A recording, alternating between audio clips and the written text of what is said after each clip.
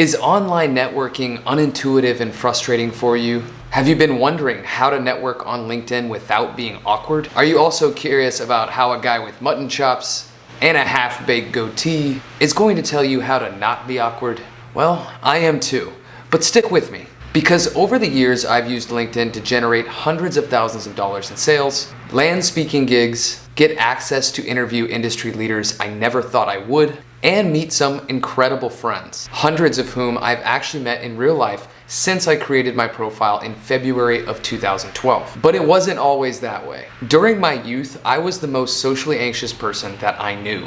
And after years of being awkward as I finally realized that networking was a skill that you could actually learn. The problem is, we're never taught how to network in school. But hey, at least I know what an isosceles triangle is. I don't. Networking is about trial and error. You can only really learn how to do it by doing it. While many people still view LinkedIn as just a professional site to upload your resume, its not so hidden superpower is the ability to connect you in a meaningful way with your target audience, to apply to jobs, produce content, flex your personal brand, all in one place. But when you're connecting with people on the platform, there are some nuances in the way that you do it that don't cause you to reek of desperation. This video is the first of a two-part series where I'm going to talk to you about the biggest mistakes that I see on LinkedIn first, and then next week I'm going to drop part 2 where I'm going to talk about the effective networking strategies that have helped me achieve my goals by using the LinkedIn platform. So make sure you subscribe, hit the notification bell so that you don't miss the second part of this video. The first mistake that I see a lot of people commit is being overly salesy. I personally get multiple sales pitches a day on LinkedIn, many of which the people are selling on the very first message that they send. It's usually some combination of, "Hey, I hope you're safe in these crazy times.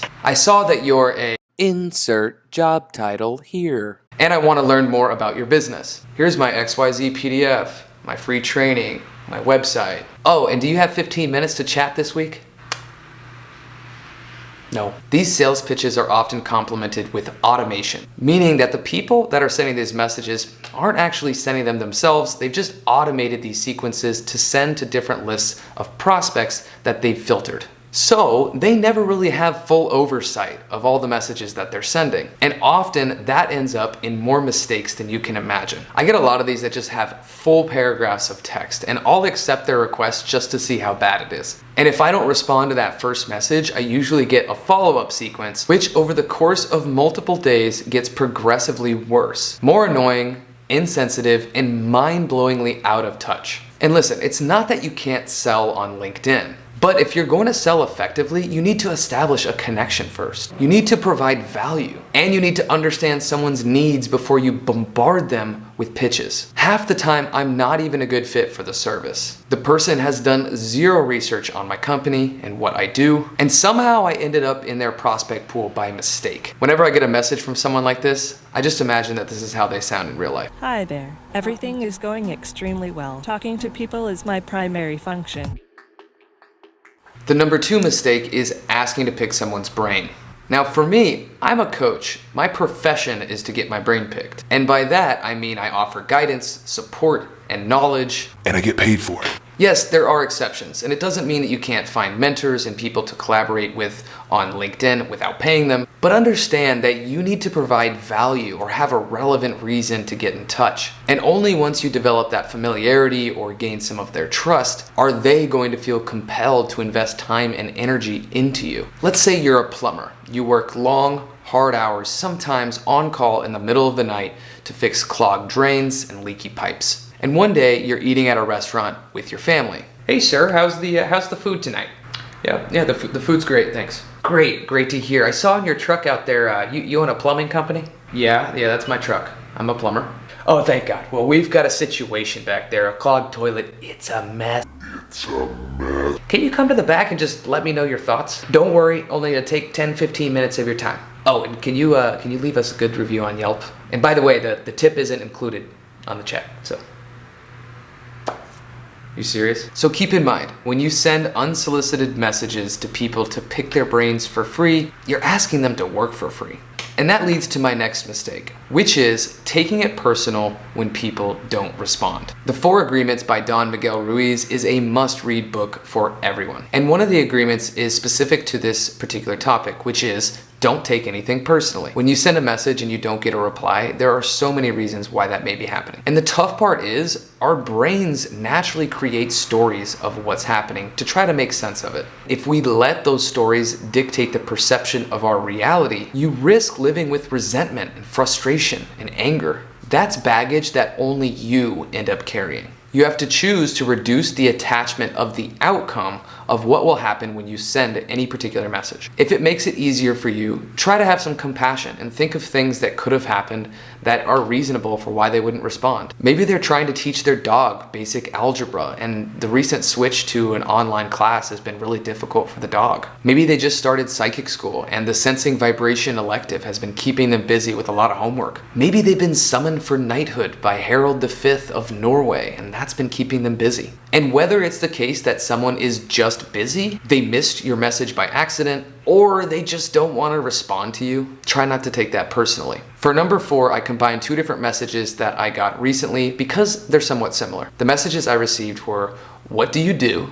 and "Let me know how I can help you." While seemingly good intention to start a conversation or get to know someone better, these messages are actually really frustrating to receive because networking is valuable when it offers a solution, or if it makes my life easier, or if it's relevant and interesting. But in these cases, you're making me do the work for you. It's like you're ignoring that simple, important step of, I don't know, looking at my profile? Remember, you're the one messaging me. You're the one interrupting my day. You're the one requesting my attention.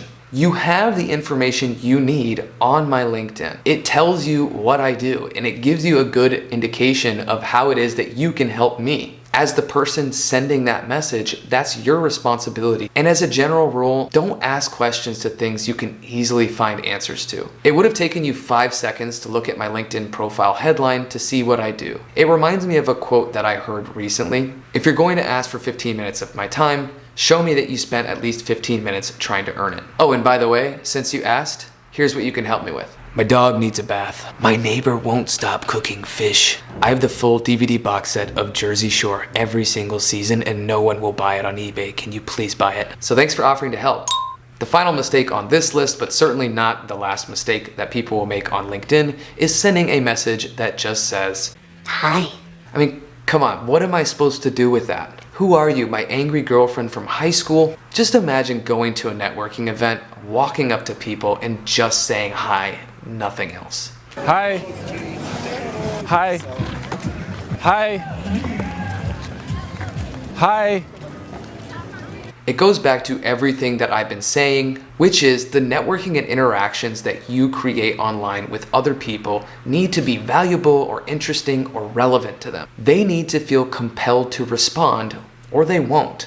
And if you're not getting responses or people are responding negative to the messages that you're sending, it's worth it to look at the way you're sending the messages and also the content. Practice some empathy. Ask yourself, would I respond to this message? If the answer is no, time to go back to the drawing board. So today I talked a lot about the mistakes that people are making on LinkedIn, and next week I'm gonna come back with part 2 of this video, which will show you how to effectively network on LinkedIn. I'll show specific examples that I've used and different ideas that you can use yourself. As well as that, I'm developing a free LinkedIn networking quick guide, and at the time of the video, I'm still writing it. So if you're interested in receiving it via email once it's ready, feel free to sign up on the waitlist below. And let me know in the comments. There's a lot of ways not to network on LinkedIn. What am I missing from my list? Keep wondering, you're not lost.